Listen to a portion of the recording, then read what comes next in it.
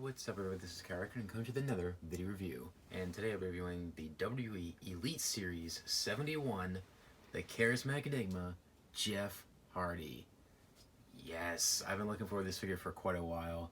So when I went to Walmart earlier this week, I freaking exploded when I saw this figure on the shelf.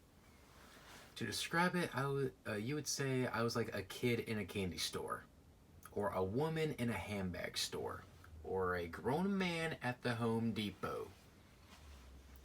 But still, either way, when I spotted this figure, I went ballistic. I will get more into that as the review goes on, but as always, before we take a look at the figures, I'll take a look at the packaging first. As always, Elite Collection down there includes interchangeable hands, true effects. Of course, there's the figure with the two other heads and his hands. Series 71, Jeff Hardy. Freaking awesome picture of Jeff Hardy right there. Love that picture. I would love to have like an 8x10 of this. That picture. Jeff Hardy. The collection. And then the back has a picture of him in the outfit.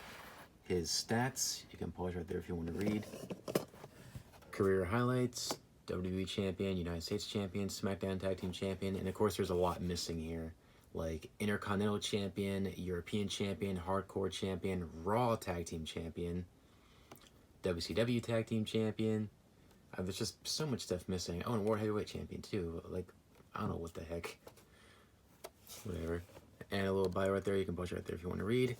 And then the other figures that we have on the set. We got John Cena, of course Jeff Hardy, Drew McIntyre, Adam Cole, Nikki Bella, and the flashback figure of the series, The Big Show. When I went to Walmart earlier this week, they had 3 of everybody except Adam Cole. They did not have Adam Cole whatsoever. So they had like 3 or 4 of each guy. They had like, I think 4 Jeff Hardys and then 3 of everybody else. John Cena, I'm going to pass on him because I had the Elite 64. The only difference is the head. Everything else is the same. Drew McIntyre, definitely going to get him because I missed out on the NXT Elite, so I'll get him, definitely. Adam Cole, really want him. He's the one I want the most in the set, aside from Jeff Hardy, of course. Nikki Bella, definitely want to get her, along with the Chase variant. Big Show, now that I've seen the Big Show figure in person, it's actually a pretty decent figure, so I might consider getting that. So stay tuned for reviews on that. That's it for the packaging, so let's open up the Charismatic Enigma and see what we got. We'll be right back. So here we have the Charismatic Enigma, Jeff Hardy, open up and out of the package. Now this figure is sick. I mean, I thought the Elite Series 67 was pretty damn good, but I have to say, this might be my favorite Jeff Hardy figure ever made. I mean, this figure's amazing. Anyways, first up, his accessories. Now, obviously, as you see, I have him with his alternate hands, which is the Hardy Boy hand sign, which he's been known for freaking ever. But his default hands are the 2 fists that we're used to. Which I don't know how I feel about that. I wish one of them was at least a gripping hand in case you wanted to give him a championship or something. And he also comes with not 1, but 2 interchangeable heads. This is awesome. And 2 alternate heads. This one's pretty cool. This one's the Screaming head scan that we've actually seen before with the Elite Series 67. Just different face paint. This is alright face paint. I mean, it's cool, but I don't really care for it. It's kind of cool, I guess.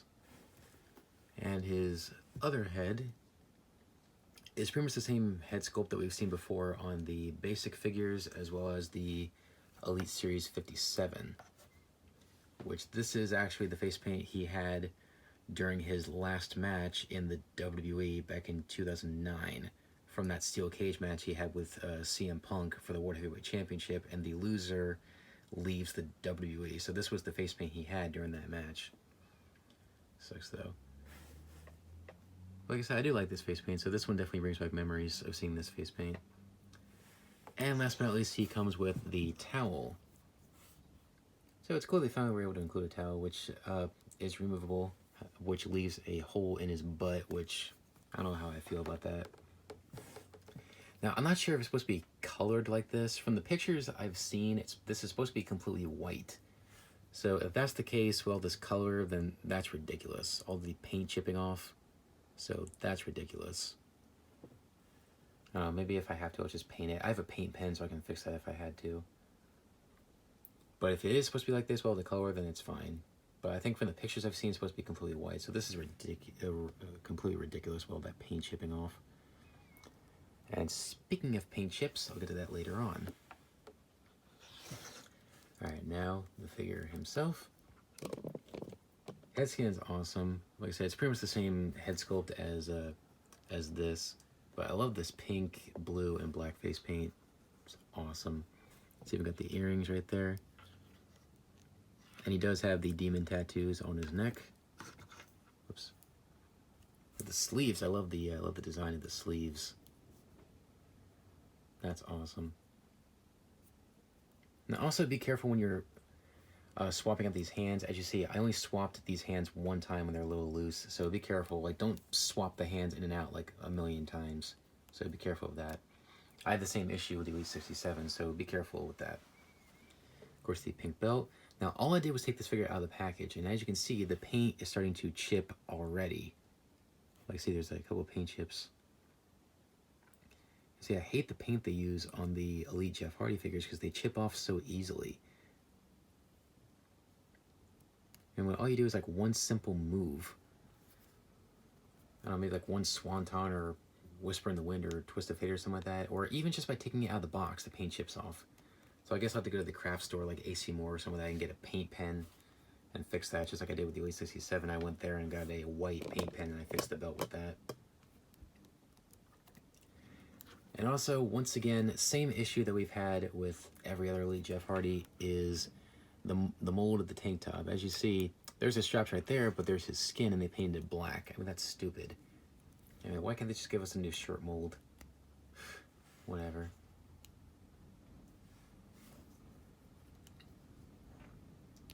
Alright, now for comparison, here he is with a couple other of my favorite Jeff Hardy figures that I own. Well, pretty much the only Elite Jeff Hardy figures I have, except for the Elite Series 1.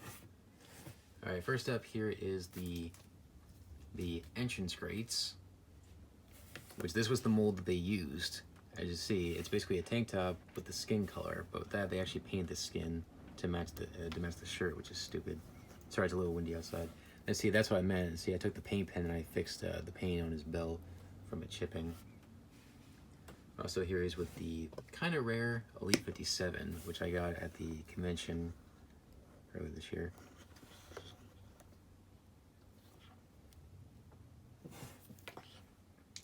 And last but not least, I didn't think anybody was going to be able to top this, but they certainly did. Here's the Elite Series 67. Yeah, I didn't think they were going to be able to top this figure, but they certainly did with this one. So, same mold. Pretty cool. Anyways, articulation is pretty standard, what you would expect. Head can rotate 360. Can look down a little bit, but can't really look up. Arms fully rotate 360. Then go in and out. Rotate at the bicep, then at the elbow. Rotate at the wrist, and the hinge at the hand. Has the ab crunch. Moves about that far forward. And this far back. Waist.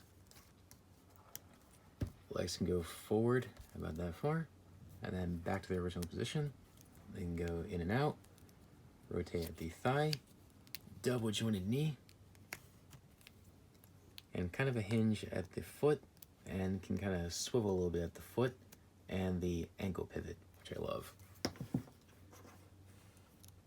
Anyways, overall, this figure is phenomenal. I mean, this might be my favorite Jeff Hardy figure ever. I mean, this figure is amazing. So I would say, if you're a Jeff Hardy fan, definitely pick this figure up if you can. My only real complaints with it is the paint chipping from the belt, and of course the shirt mold, and also the towel. Like I said, I don't know how I feel about the hole in his butt though, and also all these paint colors all over it. Like I said, I think it's supposed to be completely white, but if it is supposed to be like this, then we're fine. And also, I don't like how loose the hands get already. I only swapped these hands out one time. I took the figure out of the box, swapped the hands, done. And then just filmed this. So be careful of that. Don't swap the hands out like a million times, or else they'll get extremely loose like that, to the point where they might not even stay in. Speaking from experience here with other figures. It was overall a great figure. Aside from those small complaints, it's a great figure. Definitely in my top 5 for favorite figures of 2019. So if you can find this figure, and if you're a Jeff Hardy fan, definitely pick this figure up. It's definitely worth the money. Definitely pick up. So I'll give this figure a 9.5 out of 10. So definitely pick it up. Anyways, thanks for watching, guys. Please rate, comment, and subscribe. Be sure to follow me on social media. My Facebook fan page, Facebook, Twitter, and Instagram. Check those out. Links are down below. And you can message me anytime you want. I'll get back to you as soon as I can. Anyways, thanks for watching, guys. Please rate, comment, and subscribe. And I'll see you guys next time. Take care, guys. Bye. And until next time, creatures, mount up. Alright, see you next time. Bye.